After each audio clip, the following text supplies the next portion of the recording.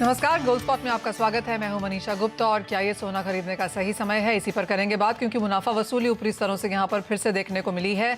सोने के भाव अब 1700 के नीचे तीसरे दिन लगातार हैं और भारतीय बाजारों में भी हमने देखा कि 52,000 का हाई छूने के बाद अब 51 के नीचे के लेवल्स। साथ ही बात करेंगे कच्चे तेल की, यहाँ पर 90 के नीचे कच्चा तेल फिसलता हुआ नजर आया है। चीन में फिर से यहाँ पर कोविड के केसेस बढ़ने लगे हैं, लॉकडाउन रिस्ट्रिक्शन शायद फिर लग सकती हैं और मांग कम हो सकती है और इसी का असर कच्चे तेल पर है। साथ ही बात करेंगे यहाँ पर मसालों की, जहाँ पर धनिये जीरे में यहाँ पर उठापटक जारी है। इन सब पर बात करने के लिए हमारे साथ धन.co के जयप्रकाश गुप्ता हैं, त्रिशूल एंटरप्राइजेस के रुपेश दलाल हैं। साथ ही सोने पर बात करेंगे कामाख्या ज्वेल्स के एमडी मनोज झा से, और साथ ही होंगे एनर्जी एक्सपर्ट नरेंद्र तनेजा। लेकिन शो की शुरुआत यहाँ पर सोने चांदी के प्राइसेस से कर लेते हैं, क्योंकि फेस्टिविटीज अब यहाँ पर अच्छी खासी बढ़ने लगी हैं। खरीदारी बाजारों में है, सोने चांदी के भावों में उठापटक देखने को मिली है। इन सब के बीच आपकी स्ट्रैटेजीज क्या रहनी चाहिए, इसी पर करेंगे चर्चा। सबसे पहले आपसे ही बात करना चाहेंगे जय, क्योंकि एज ऑफ नाउ बाजार यहाँ पर आज तो यूएस के पीपीआई यानी इन्फ्लेशन नंबर्स का इंतजार कर रहा है। कल यूएस के कंज्यूमर इन्फ्लेशन नंबर्स हैं, परसों चीन के इन्फ्लेशन नंबर्स और ट्रेड डेटा भी है। तो अगले 3-4 दिन यहाँ पर लगातार काफी सारे इवेंट्स और नंबर्स के हैं। इन सबसे पहले आप कैसे देखते हैं सोने के प्राइसेस? जी गुड मॉर्निंग मनीषा। देखिए, हम फेस्टिव सीजन के बीच में हैं और गोल्ड का यहाँ से क्या रुख होना, ये इंटरेस्ट सिर्फ हमें एज मार्केट पार्टिसिपेंट को नहीं है, बट एवरी हाउस होल्ड को रहता है।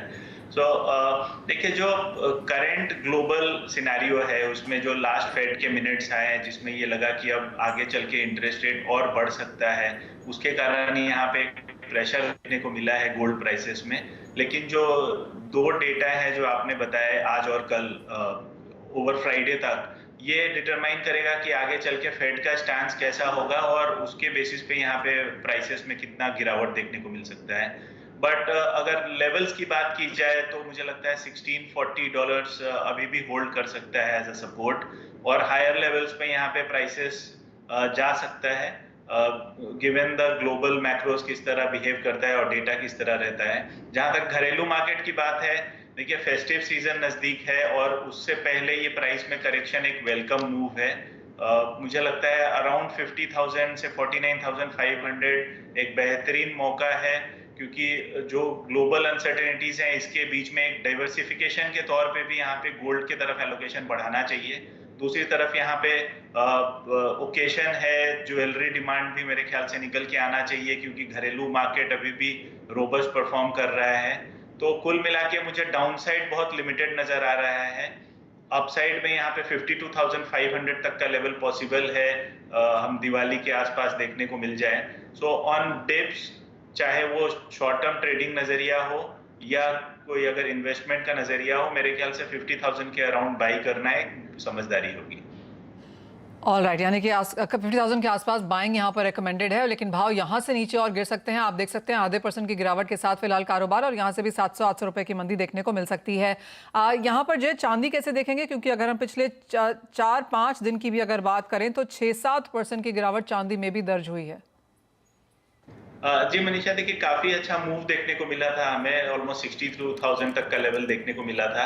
उसके बाद जिस हिसाब से यहाँ पे एक स्टैंस मार्केट में बना कि हो सकता है फेड की टाइटनिंग आगे भी बरकरार रहेगी, जिससे बॉन्ड यील्ड्स में सर्ज देखने को मिला। डॉलर इंडेक्स ऑलमोस्ट 113-114 लेवल पे गया।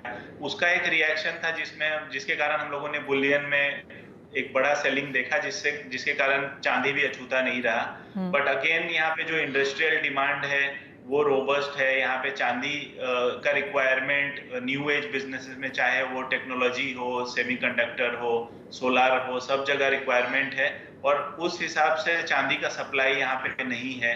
तो कुल मिला के फंडामेंटल्स अभी भी बहुत स्ट्रांग है। अगेन लाइक गोल्ड, मुझे लगता है यहाँ चांदी में भी मीडियम टर्म में एक अच्छा खासा तेजी देखने को मिल सकता है। तो इसमें भी बाई की ही रिकमेंडेशन होगी मेरी। अपना स्टॉप लॉस अगर आप ट्रेडिंग कर रहे हैं तो उसको ध्यान में रखें, और अगर एंटर करना चाहते हैं तो अपना रिस्क रिटर्न को प्रॉपर्ली कैलकुलेट कर ले। But from a medium term perspective, यहाँ से और अगर 1-8% का गिरावट देखने को मिलता है तो it should be a good time to start accumulating chandi. Alright, यानी कि खरीदारी